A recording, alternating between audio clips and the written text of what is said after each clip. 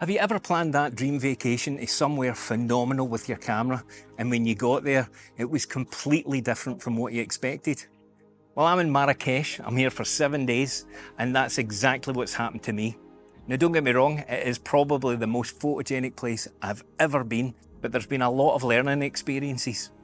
Basically, 4 days ago, I was sitting in my bed with no plans for my 2-week annual vacation, so I started looking at the prices of flights, and lo and behold, here I am 4 days later. In the hottest place on earth, it would feel like. Yesterday was 119 degrees. I apologise if I'm sweating profusely, but there's nothing I can do about that because I got return flights to the surface of the sun. Let's crack on. This, ladies and gentlemen, is the secret garden, and I've paid £8 to get in here, and basically because it's quiet, there's shade, and there's a little bit of calm so I can do some talking to you guys. But let's get in amongst it, and I'll tell you the things that have really opened my eyes. So let's start with the mistakes.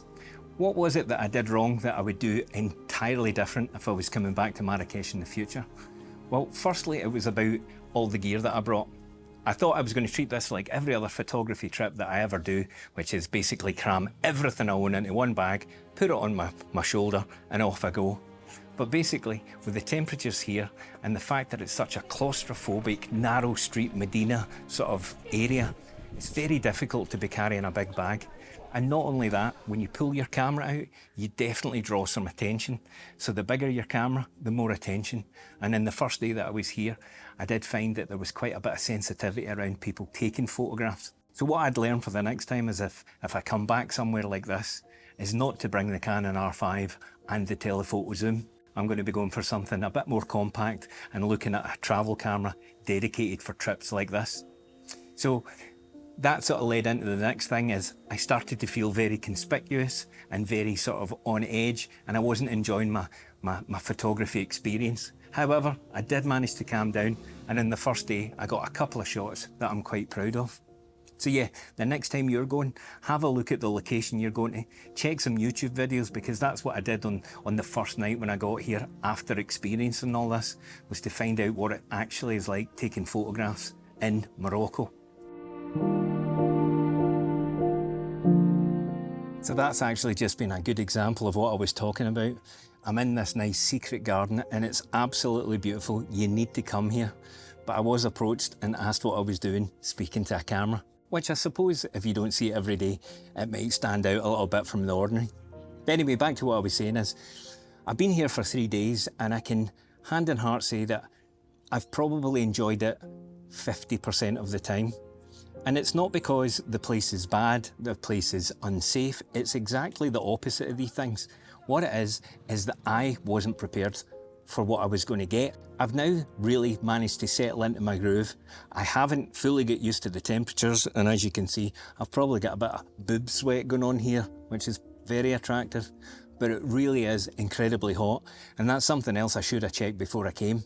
The temperatures are somewhere around about 45 degrees at the moment. With all the best will in the world, I don't know how good a photographer you need to be able to shoot in that consistently. But again, when you've got a bit of anxiety because of the location you're shooting, the temperature is as hot as it is, and you're a little bit concerned about people coming and speaking to you, well, it doesn't make for the most enjoyable photography experience.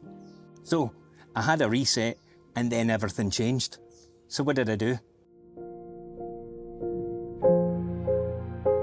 I thought it might be worth mentioning that this video might look quite a bit different from my other ones because I'm going to be editing this entirely on my phone using some software that I've never used before, so if it's not up to my usual standard, then my apologies. I think the key thing that I've taken away from this trip so far, bearing in mind that I've still got more than half the holiday still to go, is that it's all about me fitting into the culture that I'm visiting, rather than expecting the culture that I visit to meet my needs.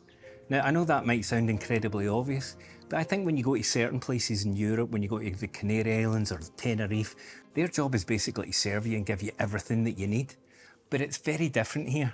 Yes, everybody's incredibly polite and enthusiastic, but if you step outside their norms, then it becomes very, very obvious. So be a little bit more sort of, not respectful, because I'm always respectful, but just be a bit more cognizant of what other people are thinking and how you stand out in the crowd. So now that I've started to do that, I certainly feel far more relaxed. Yes, my camera's still far too big. I've got it over my bag in the 10-litre sling and I'm holding it inside the bag, and when I see a shot, I'm kind of sneaking it out and then sneaking it back in. And again, I dare say that that's probably made me stand out a little bit. But the other thing that it's really helped me with is slowing everything right down. Because now that I'm being a bit more aware of my surroundings, instead of what I usually do is see the photograph and think, right, I'm going to go and get that. You need to start thinking, how am I going to get that? What is the best way to get that? So in some of these photographs that I've got on the screen, you can see it's almost like peering around corners or being again low to the ground and things like that. But it's been a bit more sympathetic to the people that are round about you and try not to disrupt their day. Try and fit in. And also, I've found it's incredibly helpful to have a back pocket full of dirham, because when things get a little bit hairy, a little bit of cash seems to sort a few things out. So yeah, it's been a learning experience, but it's been a thoroughly enjoyable one. Yeah, it's incredibly hot and the sweat's coming on me again. But you know what? It'll not be long before I'm back in Scotland wishing that I was back here. So I'm going to make the most of it.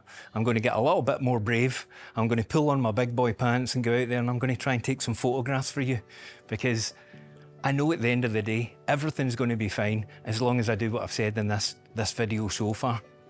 So let's get the shades on. Let's get some more water because I am absolutely parched. And let's go and get some more street photography. I think it's fair to say I've never been somewhere that's such a total assault on all of your senses at once. You know, from when you're walking down the Medina and in the markets, it's just the hustle and the bustle and the mopeds flying by you, and I mean missing you by an inch. And then there's the smells, because you've got the herbs and the spices, and there's vendors burning sage, and it just smells marvellous when you're walking through the markets. And then there's the colours. Everything is just absolutely vibrant.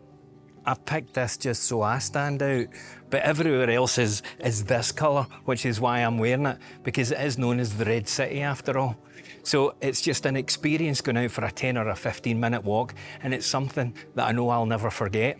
But my job now is to try and translate that into some sort of photography. No pressure then.